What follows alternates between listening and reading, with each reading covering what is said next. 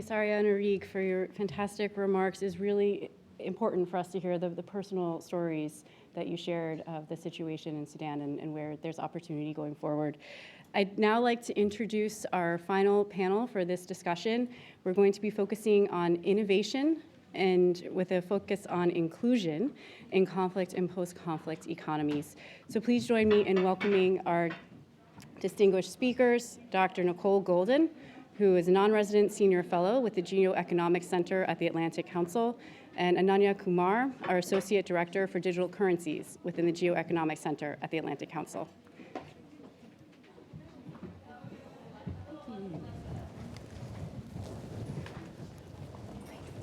Okay. Nicole, Ananya, thank you so much for joining us today. This has been a fantastic conversation on the role that women can play within economies during and post-conflict. We've heard from our panelists today not only about the impact of conflict, but also where there's opportunities and roles for women in different situations in Sudan and Ukraine. And this, of course, is not exhaustive in terms of the regions of the world that are facing crisis. I think, Nicole, one point that you've made previously is that approximately 600 million women, which makes up 15% of the female population in the world, live within just 50 kilometers of armed conflict. So, Nicole, from your perspective, I was wondering if you could talk us through, what do you see in terms of how the situation's evolving and what are some economic trends that are emerging? Thank you, Kim, and thanks to all of the speakers that have teed up our sort of short, wrap up. There's so much to reflect on, and I'm really thrilled to be a part of this conversation. And of course, always a joy to be with Ananya as well in conversation. And you're right. I mean, I think it's really interesting when I think about how the situation is evolving, as you said. For me, it's a couple things. It's the number and nature of conflict events, and by that I mean, we're seeing the highest number of conflict incidents, 40% since, an increase of 40% since 2020.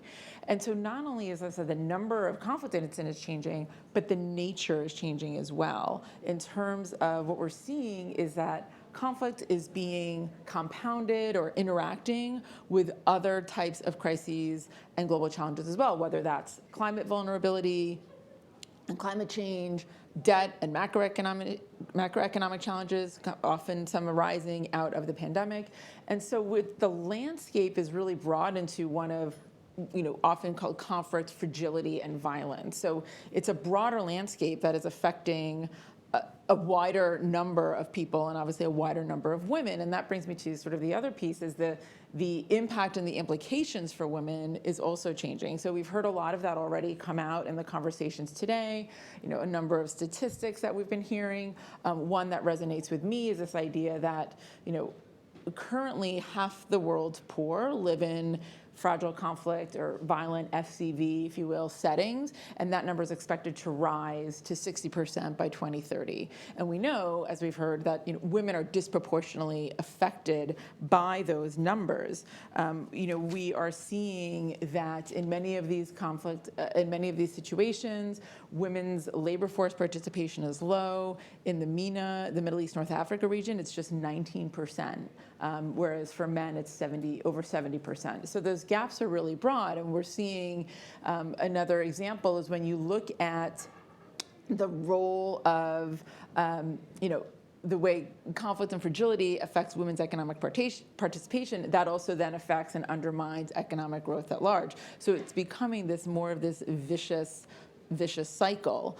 And if you look at, for example, the economic opportunity sub-index of the World Economic Forum's Global Gender Gap Index, you'll see that fragile and conflict-affected countries make up the sort of majority of the bottom quartile, the bottom 25% of those rankings. So we're seeing this correlation, and we're seeing what this means for women's economic opportunity play out in real time. And just sort of a last point on that is, I know in the earlier panel they introduced and mentioned the World Bank's Women, Business, and the Law report that was just released on Monday. And again, if you sort of compare those lists, you'll see how in fragile and conflict-affected societies and situations, they tend to fall and make up the majority of the bottom rankings when we look at women, business, and the law. So we see that correlation between fragility and conflict and how that it's affecting women's economic opportunity,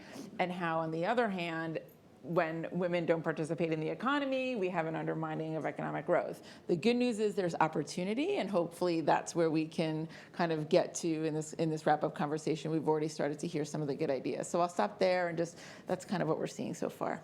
Thanks. Thank you, Nicole. And so going back to opportunity, Ananya, you recently published a piece with the Atlantic Council to think through different options on payment systems and reconstruction and how we can take a more innovative approach to it. So I was wondering if you could talk a little bit about that piece, because I think that there's some real opportunity there and how we can empower women. Thanks, Kim, and it's great to be on a panel with you, Nicole, and with you, Kim.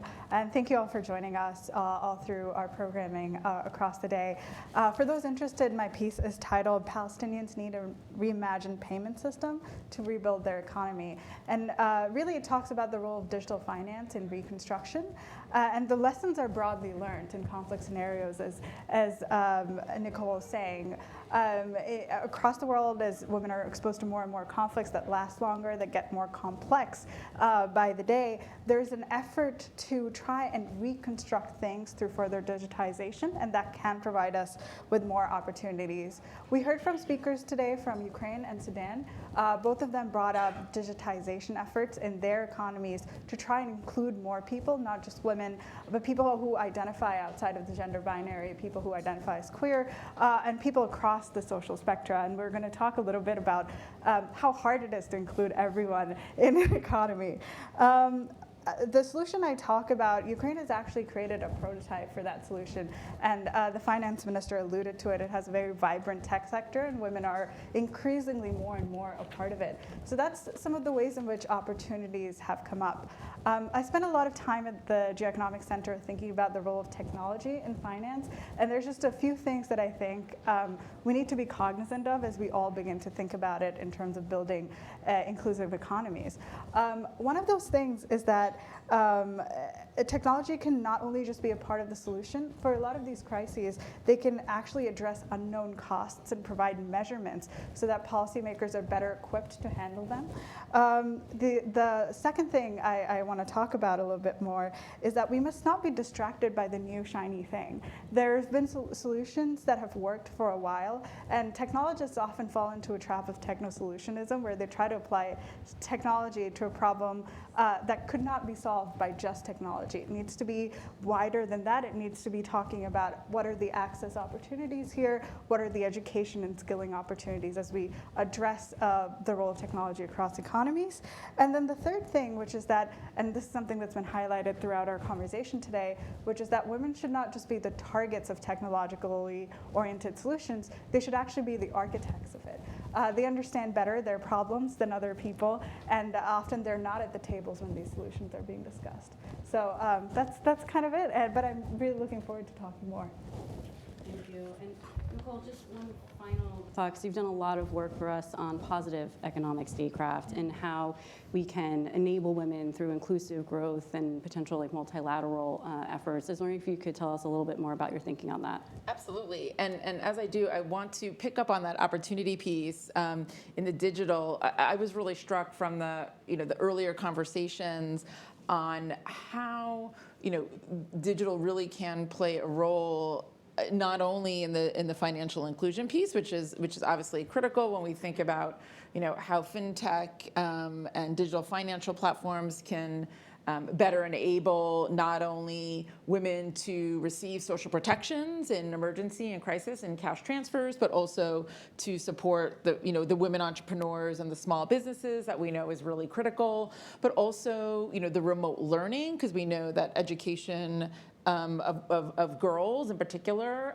is disrupted in these settings, and so remote not only remote education, remote learning, but also just the opportunities for kind of gig work and platform-based work that happens online, as well as then the broader kind of ICT sector as it relates to job opportunities. And when we think about, in particular, maybe refugee women or displaced women, the ability to kind of work online and continue to earn becomes really critical. So just kind of picking up on that, and as it translates into this idea of positive economic statecraft is something we've been working on together, and it's this idea of the different leaning into, if you will, some of the more incentive-oriented tools, whether those are grants and development and humanitarian assistance to some lending and finance that again are kind of positive oriented and lean into sort of incentives based kinds of policy making.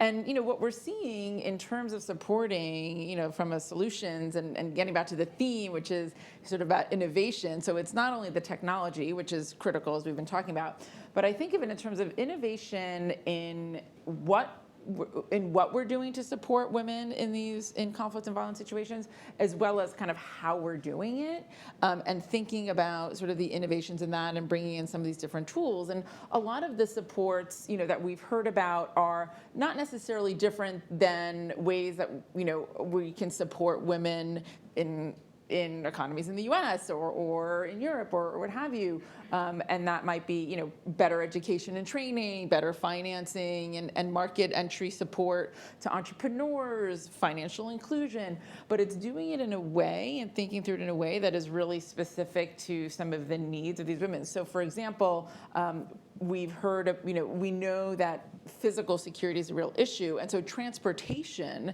actually becomes really critical in terms of getting to and from school, getting to and from work, where women are working outside the home.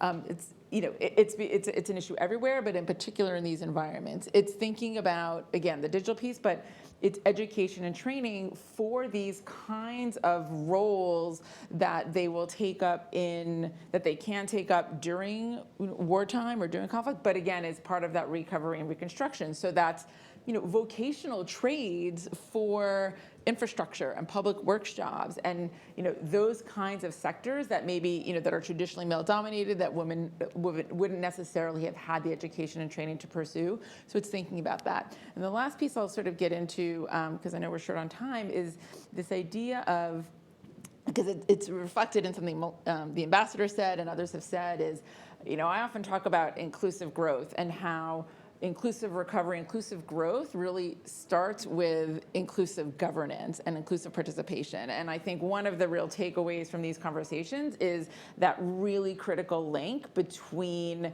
women's participation in the economy, women's participation in leadership, in peace building, in negotiations, and that linkage, I think it's like that double dividend, right? It's that double prosperity and peace dividend from having more inclusive processes. You talked about having local voices, something Ananya, can pick up on as well. So those are just a few thoughts, and I want to hear from Ananya. Yeah, just picking up on that, I think the point of wanting to have sustainable solutions here is very important. We need to have something that works not just in a conflict scenario, but can actually work after it and provides people with a meaningful and a life of dignity. And that's something that we should consider as we try and come up with solutions as policymakers. Yeah, and just lastly picking up on that, I think one of the other things that struck me is that it's an all hands on deck, so to speak. We haven't talked as much, but the private sector has a really critical role to play. Obviously, the multilateral institutions, we've heard that come up. For example, we know, the International Monetary Fund, the IMF, seeing the increasing links between macroeconomic stability, inclusive growth, now has a strategy for addressing for the work they're doing in fragile and conflict environments. And, a fifth, I believe, of the IMF list, if you will, of fragile, a fifth of their members are also on their kind of fragile and conflict situations list. So I think it's something that we're all sort of paying more attention to, and really bringing together the public, the private sector, the multilateral sector. And that kind of gets back to this important aspect of positive economic statecraft, because it's that coordination that's a piece of it that has been kind of lacking in the past. Oh, I think we're all in this together. Yeah, absolutely. Great. Well, I think we will end on that note. And I hope, just for me, the main takeaway really today is investing in women is really a strategic investment. And the more we can do that, the more resilient economies will be, especially coming out of conflict. So thank you both for your time today and for joining me up here. And thank you, all of you, for joining us, as well as to our other speakers. Absolutely. Our next panel that we're going to be moving into is going to be focused on disinformation, and the title of that is Impacts of Malign Influence on Democratic Institutions. So please stay tuned for our next discussion. Thank you. Thank you.